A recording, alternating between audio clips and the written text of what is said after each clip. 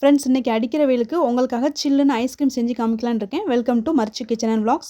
என்னுடைய சேனலை புதுசாக நீங்கள் இப்போ தான் பார்க்குறீங்கன்னா மறக்காமல் சப்ஸ்கிரைப் பண்ணிக்கோங்க. இந்த வீடியோ உங்களுக்கு பிடிச்சிருந்துச்சுன்னா மறக்காமல் லைக் பண்ணிக்கோங்க. இப்போது ஐஸ்கிரீம் எப்படி செய்யலாங்கிறது பார்க்கலாம். நான் வெறும் 1/2 லிட்டர் பால் தான் எடுத்திருக்கேன். ஃபுல் க்ரீம் மில்க் எடுத்துக்கோங்க.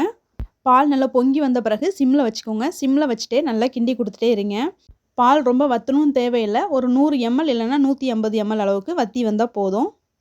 பால் ஓரளவுக்கு வற்றி வந்த பிறகு ஒரு 3 டீஸ்பூன் அளவுக்கு சுகர் சேர்த்துக்கோங்க. ஓகே, இப்போ ஸ்டவ்வை ஆஃப் பண்ணிக்கிடலாம். நெக்ஸ்ட் இந்த பாலை 100 ml அளவுக்கு சின்ன டம்ளரில் நீங்கள் ஊற்றி வச்சுக்கோங்க. பெரிய டம்ளராக இருந்தால் 2 டம்ளர் எடுத்துக்கோங்க. சின்ன டம்ளராக இருந்தால் 3 டம்ளர், இது கரெக்டாக இருக்கும். ஓகே, இந்த பாலை டம்ளருக்கு மாற்றிக்கலாம்.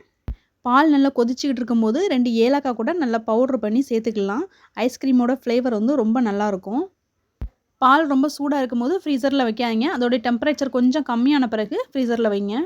பாலோட சூடு கொஞ்சம் கம்மியான பிறகு ரோஸ் சர்பத்து 1 டேபிள் ஸ்பூன் அளவுக்கு இதோட ஆட் பண்ணியிருக்கேன். இதை நல்லா மிக்ஸ் பண்ணி விட்டுக்கோங்க. இதை நல்லா மிக்ஸ் பண்ண பிறகு உங்களுக்கு வேணும்னா ஏதாவது நட்ஸ் இருந்தால் இது மேலே தூவிக்கோங்க. வேண்டாம் அப்படின்னா ஸ்கிப் பண்ணிக்கோங்க. இன்னொரு டம்ளரில் உள்ள பாலில் நான் எதுவும் சேர்க்கலை, ஒரிஜினலாக அப்படி இருக்கட்டும்னு சொல்லிட்டு விட்டுட்டேன். நெக்ஸ்ட்டு வந்து ஒரு கவரை ரவுண்டாக கட் பண்ணிக்கோங்க.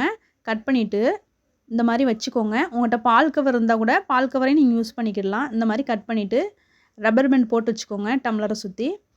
இதுக்கு கவர் இல்லைன்னா அலுமினியம் ஃபாயில், ரெண்டில் ஏதாவது ஒன்று சேர்த்துக்கலாம். என்கிட்ட அலுமினியம் ஃபாயில் இல்லாதனால நான் கவர் சேர்த்துருக்கேன். இதுக்கு மேலே வந்து குழந்தைங்களுக்காக வேஃபர் பொடி பண்ணி தூவி விட்டுருக்கேன். உங்களுக்கு வேணுன்னா சேர்த்துக்கோங்க, இல்லைனா இதை ஸ்கிப் பண்ணிக்கோங்க. இப்போ டம்ளரோட சென்டரில் சிசர் வச்சு ஹோல்ட் பண்ணிக்கோங்க. ஹோல்ட் பண்ணிவிட்டு ஐஸ்கிரீம் ஸ்டிக்கை இதோட செட் பண்ணிடுங்க. ஓகே, இப்போ இந்த 3 டம்ளருக்கும் ஐஸ்கிரீம் ஸ்டிக் வச்சு கவர் பண்ணியாச்சு. நெக்ஸ்ட் வந்து இதை ஃப்ரீசரில் வச்சிடலாம். ஃப்ரீசரில் வந்து ஒரு 8 மணி நேரத்துலேருந்து 10 மணி நேரம் வரைக்கும் நீங்கள் ஃப்ரீசரில் வச்சுக்கோங்க. ஓகே, 10 மணி நேரம் ஆயிடுச்சு. இப்போ வந்து ஐஸ்கிரீம் செட் ஆகிட்டான்னு பார்க்கலாம். இப்போ ஒரு சின்ன பவுலில் தண்ணி எடுத்து வச்சுக்கோங்க. இதில் வந்து ஒரு 5 செகண்ட்லேருந்து 10 செகண்ட் வரைக்கும் ஐஸ்கிரீமை உள்ளே வச்சுக்கோங்க. இதுக்கு மேலே டைம் போச்சுன்னா ஐஸ்கிரீம் வந்து உருக ஆரம்பிச்சிடும். ஓகே, ஐஸ்கிரீம் வந்து நமக்கு சூப்பராக செட் ஆகி வந்திருக்கு பாருங்கள்.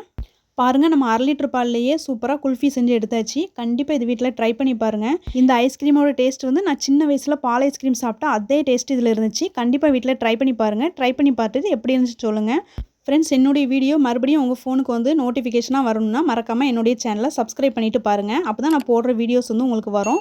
ஃப்ரெண்ட்ஸ், இந்த வீடியோ உங்களுக்கு பிடிச்சிருந்துச்சுன்னா ஒரு லைக் கொடுத்துக்கோங்க. நான் மறுபடியும் வேறு ஒரு வீடியோவில் உங்களை மீட் பண்ணுறேன். இது வரைக்கும் நீங்கள் வீடியோ வாட்ச் பண்ணதுக்கு தேங்க்யூ.